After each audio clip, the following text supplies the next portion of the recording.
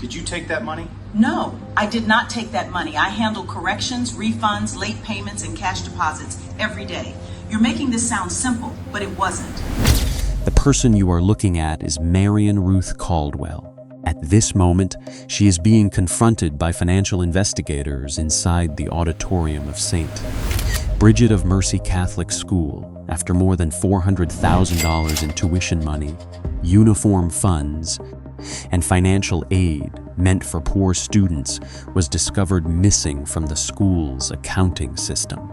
But to understand how everything reached this point, we have to go back to the beginning. And before we start the video, don't forget to subscribe to the channel to follow more cases like this. Marian Ruth Caldwell was a 63-year-old woman born in 1961 in the southern suburbs of Chicago, Illinois. She grew up in an ordinary Catholic family. Her father worked as a mechanic, and her mother was an office clerk at a small medical clinic. From a young age, Marian was known as a quiet, punctual person who did not like drawing attention to herself and always kept notes in a small notebook. After graduating from a community accounting program in Illinois, Marian began taking small financial office jobs, data entry, tracking invoices, managing receipts, and eventually moving into school bookkeeping. She had been married once, had an adult son, and lived quietly in an old house on the west side of Chicago.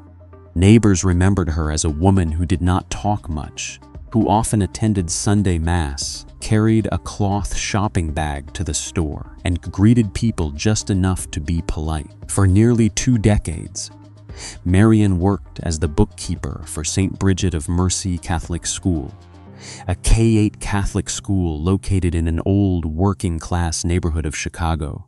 She was not the principal. She was not a priest. She was not the person standing on stage during fundraising events.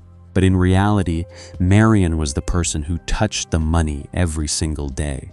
She handled tuition payments, uniform fees, financial aid for low-income students, checks and cash brought in by parents, and small financial adjustments in the system.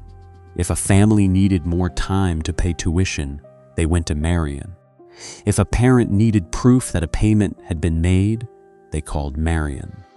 If the school needed to know how much money remained in a certain fund, the first person they asked was Marian. To parents, she seemed calm, soft-spoken, and rarely irritated. To teachers, she was the woman who knew everything. Which classroom was short on activity funds? Which student was waiting for uniform assistance?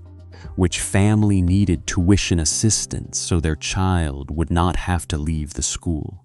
That familiarity made Marian almost invisible.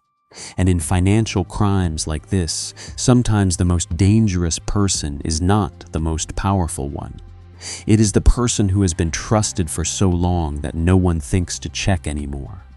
Marian began her career in small accounting jobs, where accuracy was treated as the most important quality. Over time, she built the image of a careful, dedicated financial employee, the kind of person who arrived before work began and often left the office after the school hallways had gone dark. No one thought she would be the one to exploit the very system she managed. St. Bridget of Mercy Catholic School was not a wealthy school. It was the kind of school where parents had to calculate every tuition payment, every uniform purchase, every field trip for their children. The school had around 540 students, from kindergarten through 8th grade, most of them from lower middle class or working families. Many parents worked 2 jobs. Many paid tuition in small installments. Some families had to ask the church for help so their children could continue studying in an environment they believed was safer, more disciplined, and more compassionate. In that place, money was not just a number. A $300 payment could mean rent being pushed back. An $80 uniform fee could equal an entire week of extra work. A late tuition payment could keep a parent awake at night, afraid their child would be called into the school office. Marian understood that.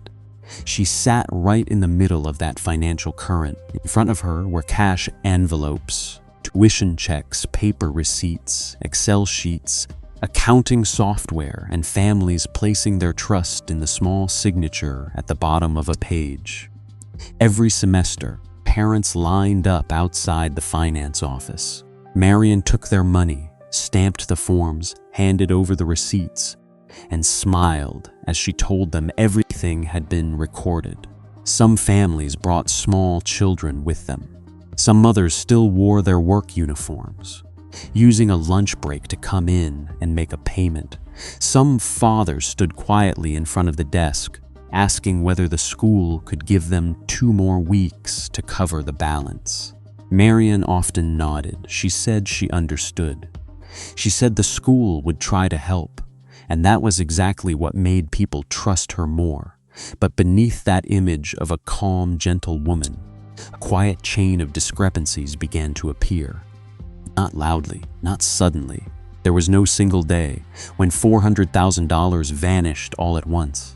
It disappeared in small pieces through edited entries, refunds, mismatched receipt codes, and system changes made after office hours. To understand this case, you have to understand how the tuition and internal fund fitting system of a Catholic school like St. Bridget worked. On paper, everything seemed simple. Parents paid tuition by semester. Part of the money went into the school's general operating account. Another part went into smaller funds such as uniforms, extracurricular activities, financial aid for low-income students, and tuition assistance. Every payment was supposed to leave a trail.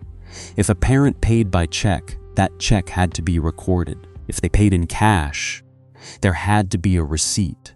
If tuition was adjusted, there had to be a reason. If money was refunded, there had to be confirmation. If money was moved between funds, someone had to approve it.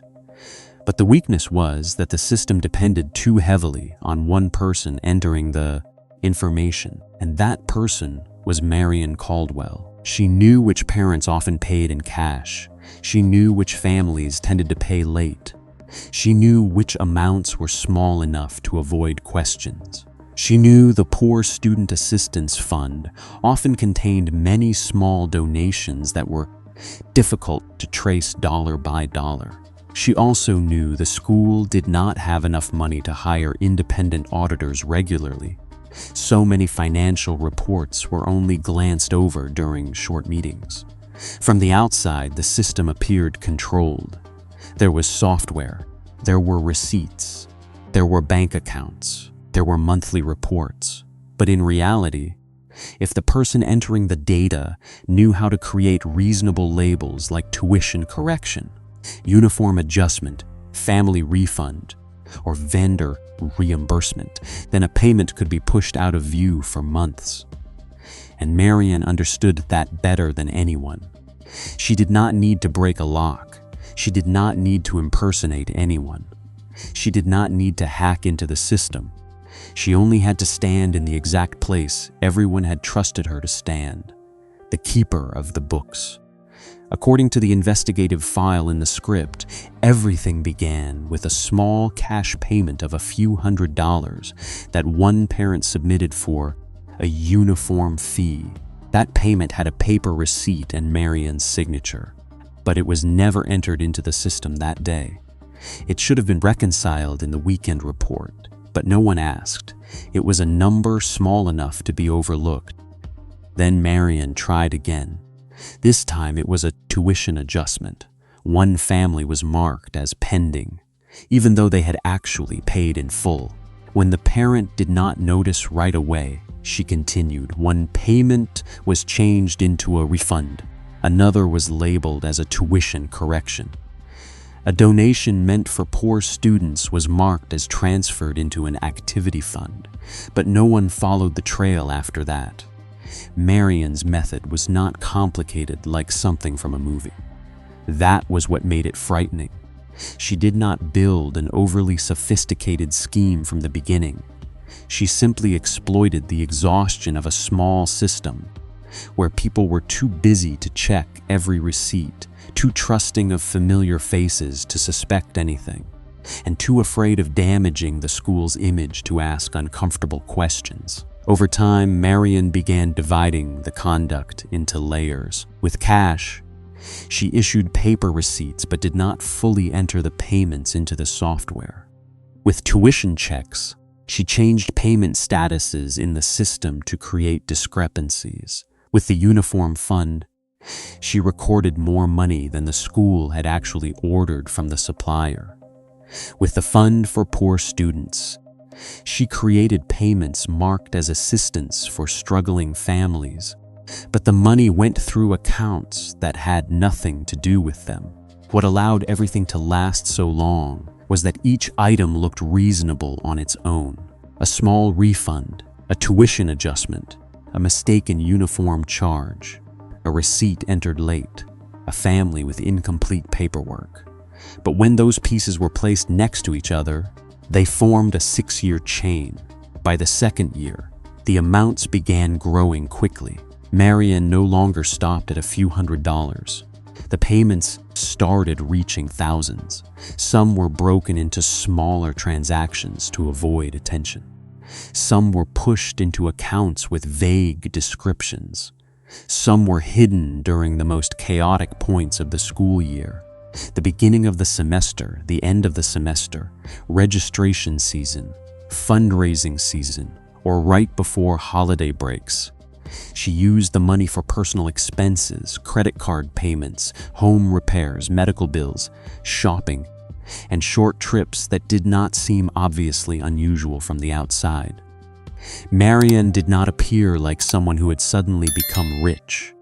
She did not drive a luxury car. She did not show off jewelry. She did not move into an expensive neighborhood. She remained the woman in an old sweater, carrying a cloth bag, walking through the school hallway with a stack of folders pressed against her chest, and that normality protected her.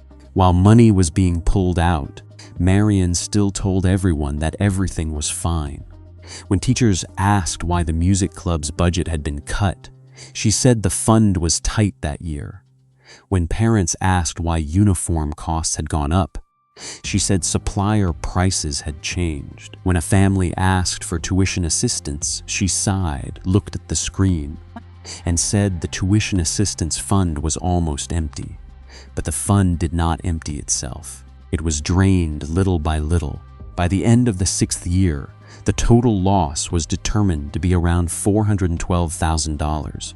There were 132 tuition entries recorded incorrectly. There were 38 low-income families wrongly told they still owed money even though they had paid. 4 internal funds were affected. Some students lost the chance to take part in field trips. Some families had to walk into the school office in embarrassment to explain that they did not owe anything, and some teachers had to buy classroom supplies with their own money because the activity fund was reported as short. This was no longer just a stolen sum of money. It was a community being made to believe it was poorer than it really was, weaker than it really was, and less able to care for its own children than it truly had been. Things began to change when a mother named Elena Morales noticed one small sign. Her daughter was in 6th grade at St. Bridget. Elena's family was not wealthy, but she always tried to pay tuition on time. One Tuesday afternoon, Elena received a notice saying that her daughter's tuition account still had a large unpaid balance. The notice was written politely, but the message was cold. If the balance was not paid within a certain period, registration for the next term could be placed on hold. Elena knew something was wrong. She still had the paper receipt in an envelope at home. The receipt showed the date of payment, the amount, the payment code, and Marian Caldwell's signature. The next morning, Elena went to the school office. At first, it seemed like an ordinary complaint. A parent said she had paid. An office employee checked the system. A receipt was placed on the desk, but when the payment code on the receipt was entered into the software, nothing appeared. It was not a typo. It was not a spelling error. It was not a temporary glitch. That code did not exist. From there, other warning signs began to surface. Other parents had also received notices saying they owed money despite having receipts. The Poor Student Assistance Fund was repeatedly reported as short, even though the parish continued donating every year. Many uniform payments were marked as unpaid, but the supplier confirmed that the school had ordered far fewer uniforms than the amount parents had paid for. Extracurricular programs kept being cut while tuition never went down, and most troubling of all, some paper receipts had payment codes that did not match any transaction inside the accounting system. The deeper administrators dug, the more the numbers failed to match. But by then, the problem was no longer a single parent being wrongly marked as owing money. The problem was that the entire financial system of the school may have been bent out of shape for years without anyone noticing. The internal investigation began by matching every paper receipt against the accounting software. At first, the school planned to review only the most recent few months. But within days, the number of discrepancies grew so quickly that they had to expand the search across the full 6 years. Bank statements, invoices, uniform fund records, tuition assistance lists, and audit logs from the accounting software began fitting the whole picture together. The money moved from tuition, uniform funds, and poor student aid into fake adjustments, and eventually appeared in small transactions leading toward a personal account connected to Marian. The trail was almost impossible to deny. Investigators found many payments labeled as refunds, without any parent signatures. Some vendor reimbursements had no real invoices. Some tuition payments were changed to pending, even though parents had receipts proving they had paid. And many of the edits were made after office hours, when the school office was already closed, using Marian's own login credentials. One detail especially caught the investigators' attention. The discrepancies were not random. They clustered around the periods when the most money entered the school. The beginning of the semester, uniform payment week, fundraising season, and tuition assistance renewal periods. In other words, the person behind it did not just understand the system. That person understood the financial rhythm of the entire school. When they examined the uniform fund, they found that parents had paid for a larger number of uniforms than the school had actually ordered. When they examined the Poor Student Assistance Fund, they found payments recorded as aid to struggling families, but no family confirmed receiving the full corresponding amount. When they reviewed tuition records, they found 132 entries recorded incorrectly, many marked as refunded, even though no parent had ever received a refund. It became even clearer when the audit log showed that most of the unusual edits had been made through one account, Marian Caldwell's account. In some financial cases, the evidence lies in one large transaction. But here the evidence was in the repetition. One incorrect line might be a mistake, 10 incorrect lines might be carelessness. But 132 mismatched tuition entries, 4 drained funds, 6 years of after-hours edits, and hundreds of thousands of dollars missing. That was no longer an accident. It was a pattern. On March 14, 2024, police and financial investigators arrived at St. Bridget of Mercy Catholic School, not at midnight, not during a chaotic manhunt, but on a cold morning, shortly after students had been brought into their classrooms. Marian was still sitting in the finance office. On her desk were a stack of tuition envelopes, a half-finished cup of coffee, and a computer screen with the accounting software open. Outside in the hallway, children walked past, shoes tapping against the tile floor, teachers calling students into class. Everything looked like an ordinary day, but it was no longer ordinary. An investigator entered first. Someone from school administration stood behind him. Pale-faced, Marian looked up. At first, she seemed not to understand, or perhaps she was pretending not to. When she was asked to step away from her desk, she asked very quietly, "What is going on?" No one answered right away. One investigator read the order to seize devices and records. Her computer was shut down, drawers were opened, bundles of paper receipts were placed into evidence bags, an external hard drive, several notebooks, bank cards, and tuition assistance folders were sealed. A few minutes later, Marian was handcuffed and escorted out of the office. The scene was not loud. There was no screaming, but it was more haunting because it happened in the very place where she had once been trusted the most. A 63-year-old woman, someone who had once accepted tuition payments from parents, someone who had told poor families she would try to help, was now walking down the school hallway in silence, her hands locked behind her back.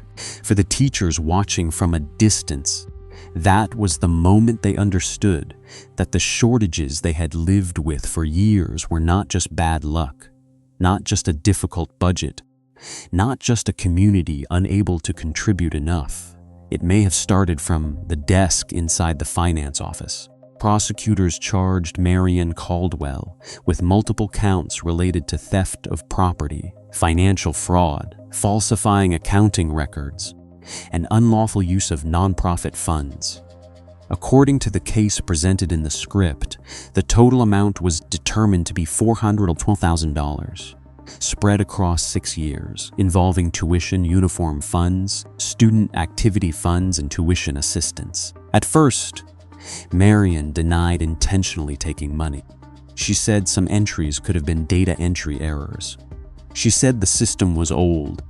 There were too many paper receipts, too many parents paying late, too many payments that had to be adjusted manually. She said she had worked at the school too long to ever do something like that. But the numbers were not on her side. Prosecutors presented a paper receipt that did not exist in the system. They presented 132 mismatched tuition entries. They presented bank statements showing money from the school account being broken into small transactions. They presented uniform fund and tuition assistance records that did not match confirmations from suppliers and families. And finally, they presented audit logs proving that the unusual edits had been made through Marian's account, often after business hours. After months of investigation and legal negotiations, Marian pleaded guilty to the main fraud and embezzlement charges. At sentencing, a representative from the school said the case had not only destroyed the budget, but had also broken the relationship between the school and the families who once believed every dollar they paid was being used for their children. One mother told the court she had once felt ashamed because she thought she had failed to manage her child's tuition payments properly. Later, she learned the problem had not been with her family. The problem was with the person who signed the receipt. The court sentenced Marian to several years in prison, followed by supervised release, and ordered her to repay the full $412,000 to St. Bridget of Mercy Catholic School. But even though the sentence closed the legal chapter, it did not close the feeling of betrayal for the people who had walked through that office for years. But a sentence cannot immediately repair what was lost. St. Bridget of Mercy had to freeze several internal funds, hire independent auditors, review 6 full years of financial records, and send explanations to every affected family. After-school programs had to be cut back for a while longer. Repairs to the computer room were delayed. The internal scholarship fund had to be rebuilt from the ground up. Some field trips were never rescheduled. And for the 38 families who had been wrongly told they still owed money, the damage was not just paperwork. They had spent months living with shame, pressure, and fear that their children might be treated differently over money they had actually paid. Teachers who had once begged for a few $100 extra for their classrooms now had to look back on years of shortage with a very different feeling. They had thought the school had no money. They had thought the community was exhausted. They had thought there was no choice except to cut programs, reduce support, pay out of pocket, or tell students, "We can't do that this year." But the money had been there. It simply never reached where it was supposed to go. After the case, the school changed its entire financial process. No single person was allowed to handle cash from beginning to end anymore. Every refund required 2 signatures. Every tuition adjustment had to be approved by school administrators and an independent accountant. Paper receipts were replaced with an electronic confirmation system. The Poor Student Assistance Fund was separated from the general operating account. Those changes were necessary, but they came too late. Because when trust has been stolen, it cannot be repaid with a bank statement. For parents, St. Bridget was no longer a place where they could simply hand over money and believe the adults would do the right thing. For teachers, the finance office was no longer just the quiet room at the end of the hall. For students, the things that had been lost might never be named properly. A field trip, a uniform, a music class, a scholarship, an opportunity that should have belonged to them. The most frightening thing about this case was not that Marian Caldwell took money from some large, faceless institution.